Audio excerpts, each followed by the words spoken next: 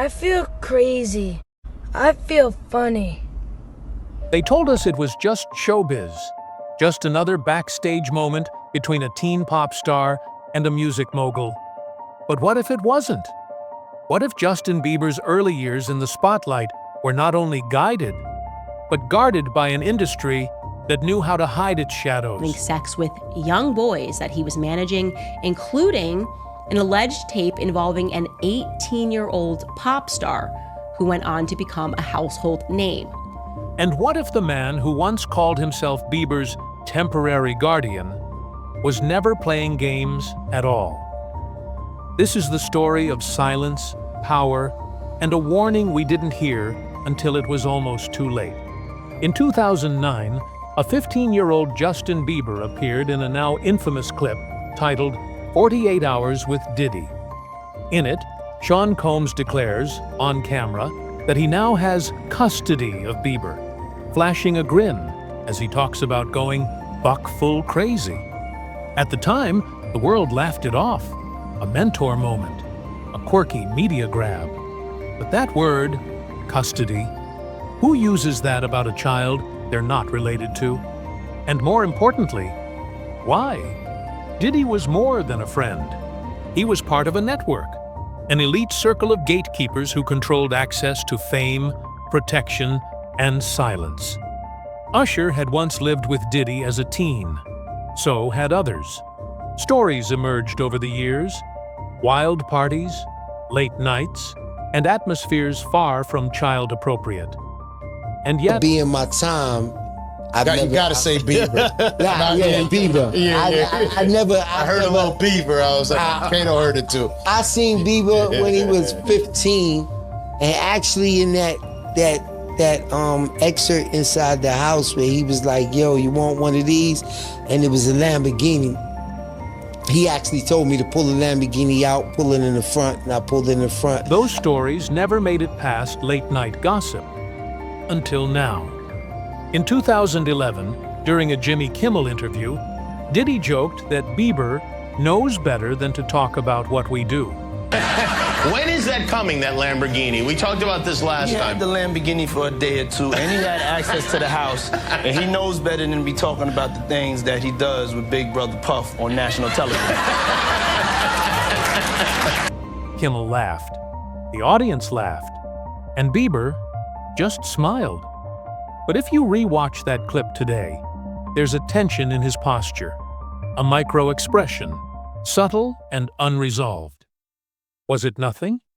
Or was it the start of a long silence he couldn't afford to break? Then, in 2023, the silence shattered.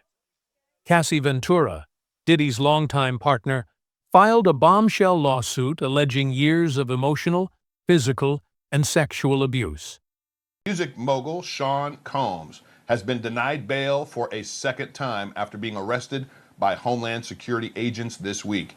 He's been charged with sex trafficking, kidnapping, bribery. And her voice opened the floodgates.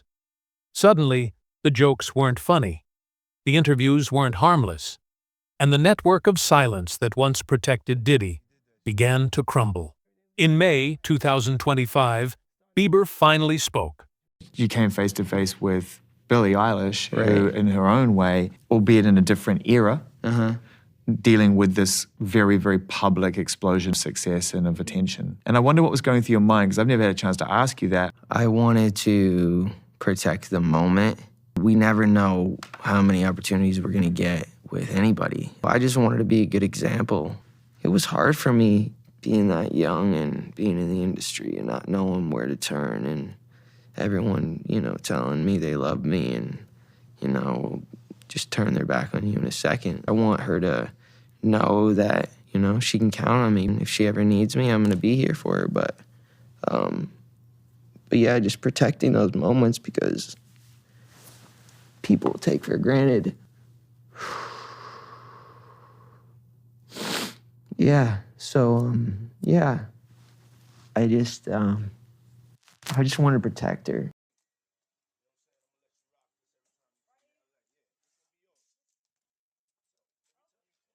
Not one of Sean Combs's victims, but others were harmed, shifting focus away detracts from justice. It was a surgical statement, clean, detached, and deliberate. But it confirmed one thing. He knew. He had always known. Bieber's words are not just about Diddy. They're about an industry that eats its young. A system where protection is transactional, and silence is currency. Where teenage stars are groomed, not just for fame, but for obedience. And where the most dangerous men are also the most celebrated. So we're left with a question. One the industry still refuses to answer. If Bieber had spoken sooner, would anything have changed? Or was he, like so many others, just another teen locked in a system that rewards silence and punishes truth? Maybe the real story isn't that he warned us late. Maybe it's that we never wanted to listen.